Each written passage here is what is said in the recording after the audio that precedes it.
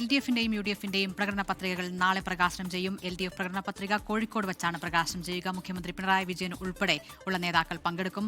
രാവിലെ 10 മണിക്ക് കൊച്ചി ആബാദ് പ്ലാസയിൽ വെച്ചായിരിക്കും UDF-ന്റെ പ്രകടന പത്രിക പ്രകാശനം ചെയ്യുക.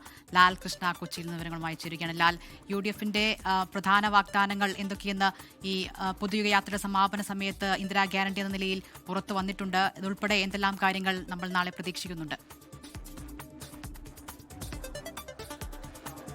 സ്വാഭാവികമായിട്ടും നിലവിൽ പ്രഖ്യാപിച്ച ഗ്യാരണ്ടി വാഗ്ദാനങ്ങൾക്ക് പുറമെ നേരത്തെ UDF മുന്നോട്ട് വെച്ച ആശയപരമായ പല കാര്യങ്ങളും അതിനകത്ത് ഉൾപ്പെടും എന്നുള്ളതാണ് കണക്കാക്കുന്നത്. അതിന്റെ പ്രധാന കാര്യം എന്ന് പറയുന്നത് കർണാടക, തെലങ്കാന സംസ്ഥാനങ്ങളിൽ പ്രകടന പത്രികയുടെ ഭാഗമായിട്ട് തന്നെയാണ് കൂടുതൽ ഓഫറുകൾ സത്യത്തിൽ ജനങ്ങൾക്ക് മുമ്പിലേക്ക് വെച്ചുകൊണ്ട് UDF കോൺഗ്രസ് രംഗത്തേക്ക് ഇറങ്ങിപ്രവേശനം ചെയ്തത്. അതിനകത്ത് വൈദ്യുതി, ജലം അടക്കമുള്ള കാര്യങ്ങളിൽ പ്രകടമായ മാറ്റങ്ങൾ ഉണ്ടാകുമെന്ന കാര്യം പറഞ്ഞിരുന്നു. കഴിഞ്ഞ ദിവസങ്ങളിൽ നടത്തിയ പത്രസമ്മേളനത്തിൽ രമേശ് ചെന്നിത്തല അടക്കമുള്ള ആളുകൾ പറഞ്ഞ പ്രധാനപ്പെട്ട കാര്യം എന്ന് പറയുന്നത് കഴിഞ്ഞ 10 വർഷത്തിനിടയ്ക്ക് LDF നടപ്പാക്കിയ നയങ്ങളുമായി ബന്ധപ്പെട്ടുകൊണ്ടുള്ളതിൽ വലിയ പാളിച്ചകൾ സംഭവിച്ചിട്ടുണ്ട്.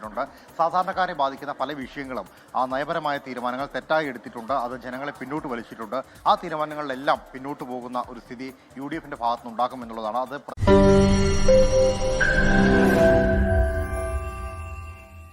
ലോകത്തെവിടെയായാലും ഏത് സമയത്തും 24 വാർത്തകളും ഓഗ്മെന്റഡ് റിയാലിറ്റി പാക്കേജുകളും എക്സ്പ്ലെയിനറുകളും വിശദമായി കാണാൻ ഞങ്ങളുടെ YouTube ചാനൽ നിങ്ങൾക്ക് സബ്സ്ക്രൈബ് ചെയ്യാം.